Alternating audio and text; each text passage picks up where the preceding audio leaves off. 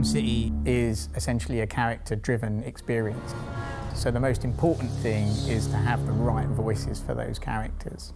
Working with Mark Hamill and Kevin Conroy is fantastic for us. Like most people, you know, when you read the comics, these are the voices you hear of Batman and Joker. So, yeah, it's very hard to imagine the game without them. Batman isn't just this steely-eyed guy sitting on the rooftop, dropping down, making the odd, you know, quip and then punching people. You know, he's going through hell. You're not safe here.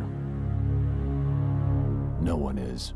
Kevin would come in and go, no, I don't think Batman would quite say it like this, or this is how I want to say this line. And we're like, okay, cool, awesome, let's go for it. Don't worry about me.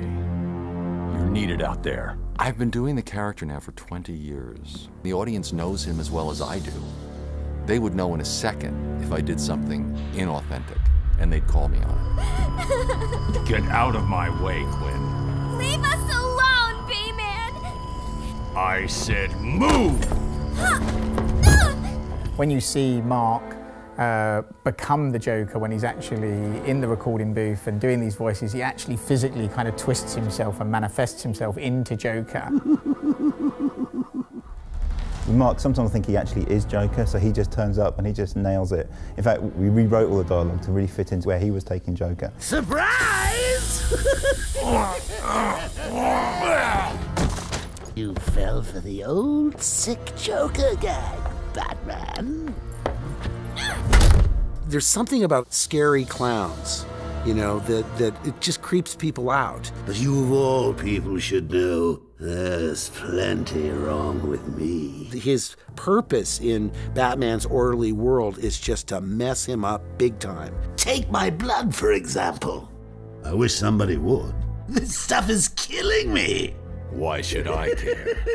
Because now, there's a teeny little bit of me in you too, Bats. He gets great joy out of just the most sadistic, oddball things. Imagine sucking down that last breath knowing that Gotham is doing the same.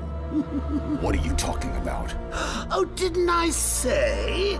I've spent weeks shipping samples of my blood to emergency rooms all over the city. Because of the complicated character, Bruce Wayne and the Joker, there's a sort of a mutual respect there. Even though he knows he's insane, and he knows he has to be controlled, he would never want to kill him. Whereas the Joker is constantly trying to kill Batman. Hold tight. I'm in touch!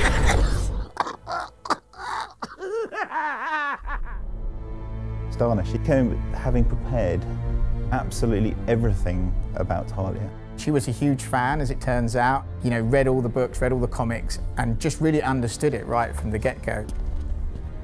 It's different voicing a character versus actually acting or performing a character on screen. The only tool that you have to access is your voice. How did you find us? I recognized your personal guard. It was just a matter of following her.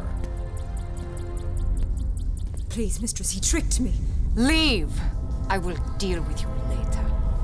I think Talia is really interesting because she skirts the line between good and bad, and you're not sure if she's completely aligned with the bad guys or the good guys. You didn't need to get yourself arrested to see me, Bruce. After that night we spent in Metropolis, you could have just called. She has this dichotomy in that she's sexy and she's vulnerable, and there are some things that can pull at her heartstrings that she will fight for that suggest that she's more than just like a cold assassin. She's got something that she's willing to risk her life for. You lied to me.